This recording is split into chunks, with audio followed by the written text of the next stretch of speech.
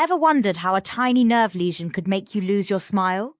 Today, we're diving deep into the fascinating world of cranial nerve lesions, the hidden conductors of our body's neural symphony. And what a symphony it is. These 12 pairs of nerves are literally the gateway between our brain and the rest of our body. You know, I've always found it fascinating how these nerves can tell us exactly where damage has occurred in the brain.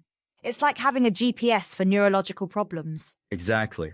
And according to the latest research from 2025, understanding these patterns is crucial for NEET PG success. The cranial nerves originate in specific parts of the brainstem, and their dysfunction can pinpoint pathology locations. Let's break this down for our listeners.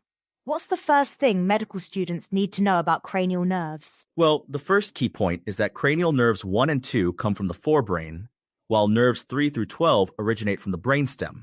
Wait, so they're not all from the same place? Not at all. And that's what makes them so interesting. The brainstem itself has 3 components: the midbrain, pons, and medulla oblongata. I've heard that some nerves are thicker than others. Is that true? Yes. The trigeminal nerve, cranial nerve 5, is actually the thickest because it's essentially 3 nerves in one. It comes from the pons region. And what's the thinnest? That would be cranial nerve 4, the trochlear nerve. It has the least number of axons of all cranial nerves.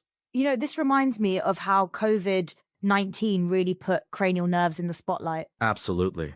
The loss of smell and taste highlighted the importance of cranial nerve I, the olfactory nerve. It really changed how we approach cranial nerve examination. Let's talk about lesions. What are some common patterns students should know for NEET PG? According to recent studies, diabetes mellitus is one of the most common causes of cranial nerve lesions. It can affect any cranial nerve.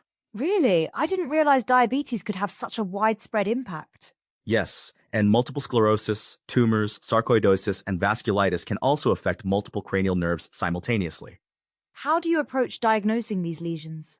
The key is to think systematically. Is it the muscle, the neuromuscular junction? Is it within or outside the brainstem? That makes sense.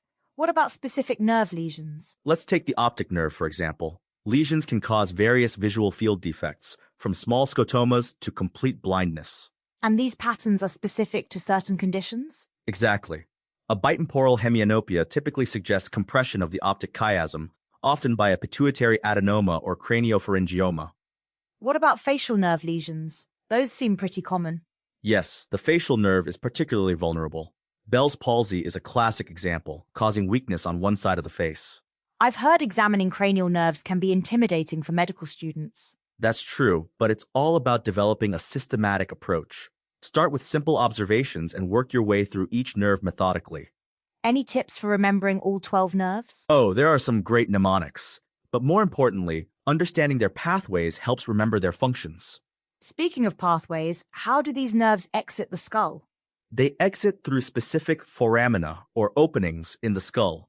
This is crucial because compression at these points can cause specific symptoms. Let's talk about the vagus nerve. It seems to do a lot. The vagus nerve is fascinating. It affects everything from heart rate to digestion. Lesions can cause diverse systemic issues. That's quite a range of functions. Yes, and that's why it's called the wandering nerve. It has the longest course of any cranial nerve. What about combined cranial nerve lesions? These are particularly important for diagnosis. Certain combinations can indicate specific locations of damage or particular diseases. Can you give an example? Chronic meningitis tends to affect the lower cranial nerves one by one, whether it's malignant, tuberculous, or fungal in nature. That's a really specific pattern. Yes, and recognizing these patterns is crucial for the NEET PG exam. They love testing these relationships. What about the historical perspective of cranial nerve examination? It's fascinating how our understanding has evolved. Early physicians had to rely purely on clinical observations. And now we have all these advanced imaging techniques. True, but the basic clinical examination remains incredibly valuable. It's often the first clue to diagnosis. Let's talk about some practical tips for NEET PG preparation. Focus on understanding the anatomical pathways first. It makes the clinical presentations much easier to grasp. Any high-yield topics to focus on? Visual field defects and facial nerve palsy patterns are particularly important. They appear frequently in exams. What about rare conditions? Know the classic presentations, but don't get too caught up in the rare stuff. Focus on common conditions and their variations. That's really helpful advice. And remember, these aren't just exam topics. They're crucial for real clinical practice. Speaking of practice, how can students improve their examination skills? Practice on colleagues and always follow a systematic approach. Start with inspection, then move to specific tests. Any common mistakes to avoid? Don't rush through the examination. Take time to observe subtle signs and always compare sides. That's great advice for our listeners. And document your findings clearly. It's crucial for tracking changes over time. We're almost out of time. Any final thoughts? Remember that cranial nerve examination is like solving a puzzle. Each finding is a clue to the bigger picture. That's a great way to think about it.